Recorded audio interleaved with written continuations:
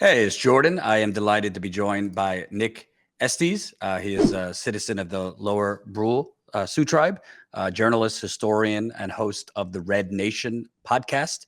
Also, the author of a great book that I've read now in full, Our History is the Future, Standing Rock versus the Dakota Access Pipeline and the long tradition of indigenous resistance. And not to blow smoke up your ass, but I think people should really read your book. It's not all about Standing Rock. There's a lot of stuff, historical stuff that I think you broke down pretty easy to digest. That kind of complements your observations from Standing Rock, but gives context to history. And speaking of history, you know a lot about war because obviously Indigenous people have been, frankly, at the victims of what I would consider a war by the U.S. government for centuries against you.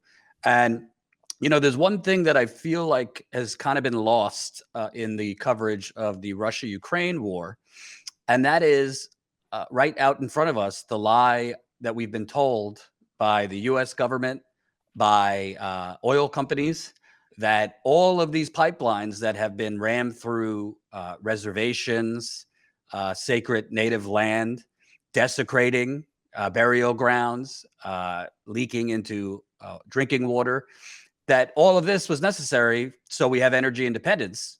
Well, today, Biden announced we are shutting off imports from Russia, only 3% of our oil. But look at the gas prices all around the country right now. In California, I think in some places over $6. Colin, if we could just show the chart of how much oil we get from the various countries. This was a couple days ago. Canada, 61%. Saudi Arabia, 6%. Russia, 3%. Mexico, 10%. Colombia, 3%. Iraq, 2%. And other 13%. So I don't know, Nick. Seems to me that all this propaganda that all these pipelines were necessary so that we weren't reliant on other countries is being exposed as a lie that it was. Yeah, I think that's one of the biggest kind of myths that's being put out there right now. And it's actually worth pointing out, Biden announced today that the United States is going to ban imports of Russian oil, as well as, ban any kind of investments from the United States into their oil and gas production.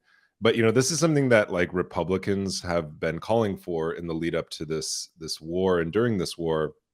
And it's also important to point out that the American Petroleum Institute, which is the largest lobby, oil and gas lobby in the United States, was kind of fear mongering, like just hours before Russia formally invaded the Ukraine, and suggesting that U.S.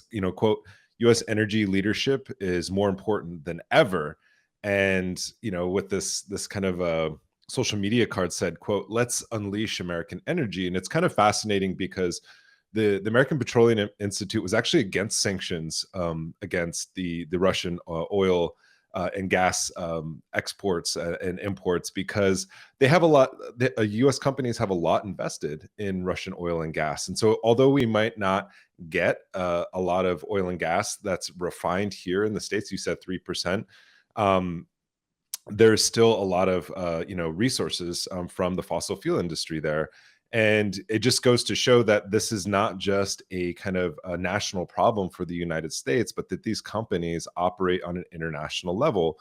It's also worth pointing out that this last weekend, diplomats from Joe Biden's administration went to Caracas to meet with President Maduro to discuss possibly easing U.S. sanctions against Venezuelan, oil production, which is kind of fascinating. For one, first, it's the United States finally is acknowledging that Juan Guaido is not the president of Venezuela. So when we need their oil, we will Yeah. we will state the truth. Yeah. Sorry, Juan. Biden's also saying that we can't work from our offices anymore, so you're gonna have to go. No, just kidding. And the other part of it is that it also shows that the sanctions against Venezuelan oil were done in an imperialistic manner. It wasn't just about quote unquote human rights, because if it was about human rights, then why would the Biden administration and previous presidential administrations trying to be currying favor with Saudi Arabia in terms of oil production? And as we know, Saudi Arabia has led one of the most brutal wars in recent memory against Yemen, and the United States has financially backed that war and has turned a blind eye in terms of the humanitarian crisis that it has created.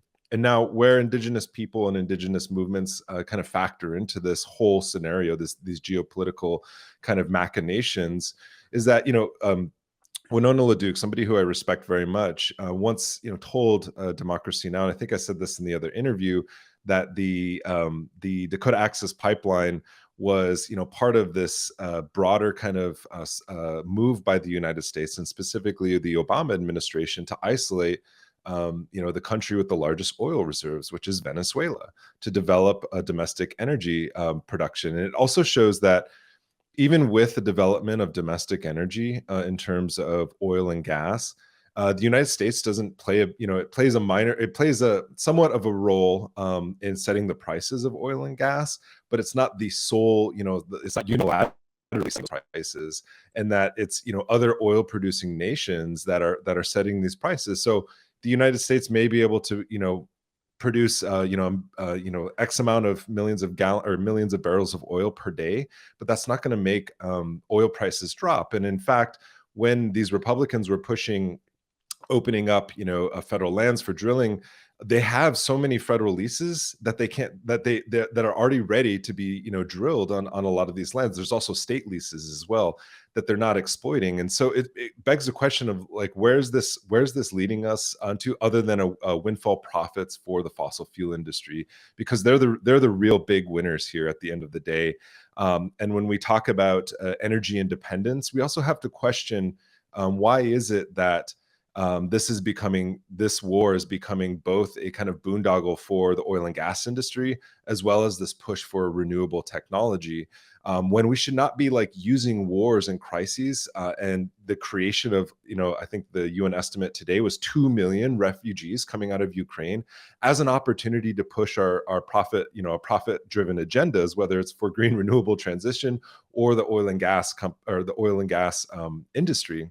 And what we're seeing now is like, just days before Russia invaded Ukraine, Biden was giving a speech in which he was positioning, the development of what he called critical minerals in the United States as a key strategic position and national security interests for the United States against Chinese interests, because the vast majority of green renewable technologies and so-called critical minerals are coming from China. And so in this scenario, when we hear environmentalists promoting this green agenda, which I think we all agree on, but then couching it in very hyper nationalistic terms, there's a consequence to that, because the United States is already militarizing the Pacific to control its economic interests in China, and to put China in check. And so while on one hand you have this kind of hyper nationalism arising in the environmental movement, you also have these so-called, right-wing pundits who are anti-war, like Tucker Carlson, who are saying we shouldn't target Russia. We should be focusing on China. And so this is a very weird time to be alive in this moment, just because it seems like all options on the table are pro-war options. And to me, that's a very cynical outlook. And it puts especially indigenous people at the bottom rung in terms of making these kind of strategic policy decisions in terms of transition and decarbonization. Yeah. And also, I should just point out, Tucker Carlson seems to be against some wars. He's not anti-war.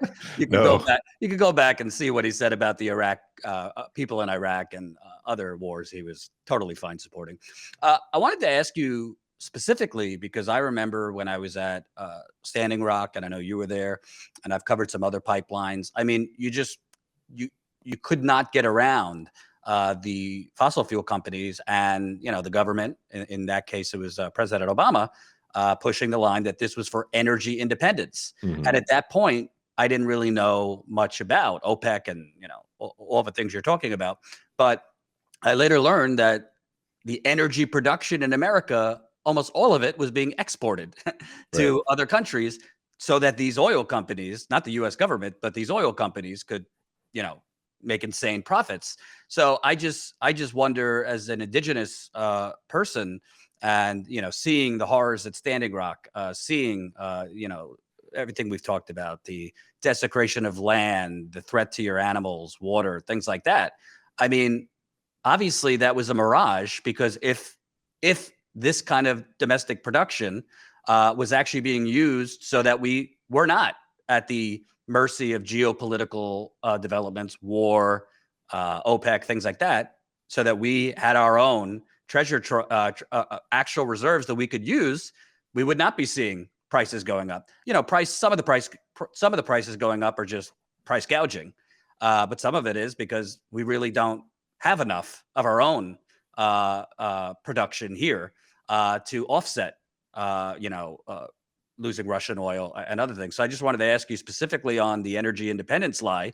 I mean, it just seems to me basically Native American reservations, and a lot of these pipelines are also put in areas with poor Black people, poor brown people. It was all bullshit. None of it was for U.S. production. And before you answer, I just want to show Obama bragging about this. I was extraordinarily proud of the Paris Accords because, look, I know, I know we're an oil country, and we need American energy, and by the way, American energy production. You wouldn't always know it, but it went up every year I was president. And that whole suddenly America's like the biggest oil producer and the biggest that was me, people. I just want you to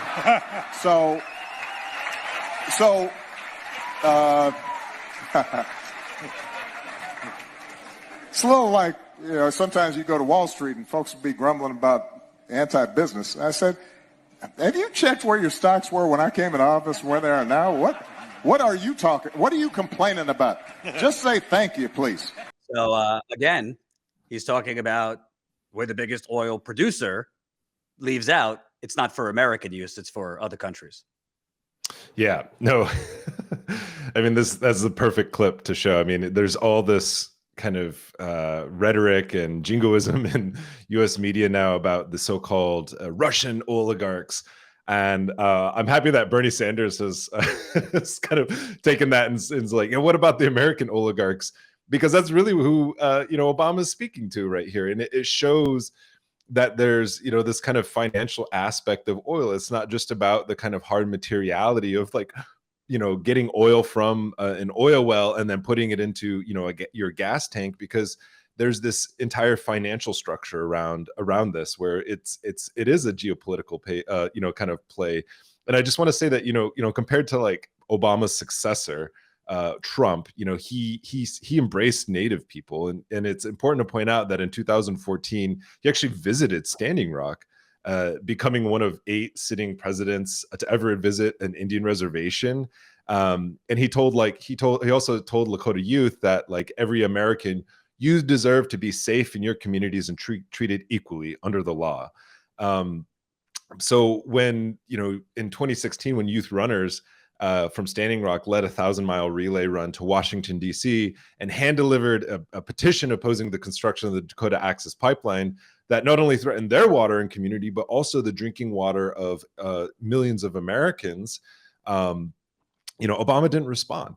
Right. But he did respond to the oil and gas industry, in this clip that you showed. And I think that's such a contrast of how, how power and politics works in this country, especially when it comes to indigenous people.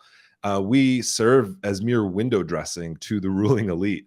But when it comes down to actual policies that save indigenous lives and prevent, the exact same things that you're talking about, in terms of, militarizing, and not just militarizing, the pipeline protest, but militarizing an entire area around that pipeline protest, and then creating hostilities and fomenting hostilities between state and tribal governments that, you know, continue and exacerbate like over centuries of, you know, of bad feelings. These things, you know, people still live in these places. And also it shows that how, you know, however much we advance in terms of indigenous rights in this country, it seems like it's always, you know, a one step forward and two step backwards.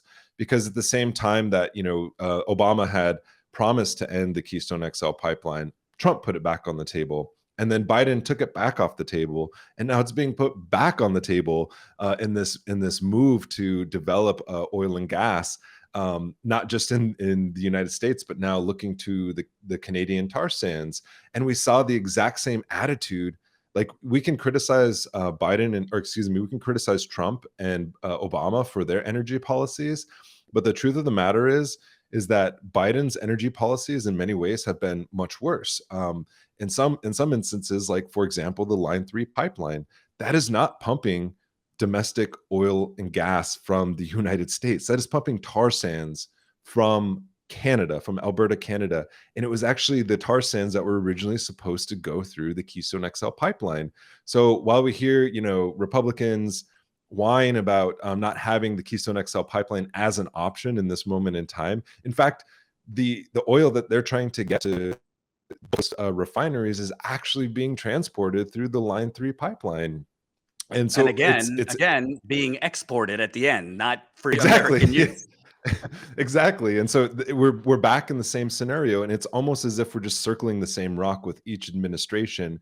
You just have the mask off with somebody like Trump versus, you know, a limited amount of representation with somebody like Biden or Obama. Thanks for watching, and make sure to tune in to Status Coup's daily live stream Monday through Thursday at 5 o'clock Eastern Time and Fridays at 4 o'clock Eastern Time.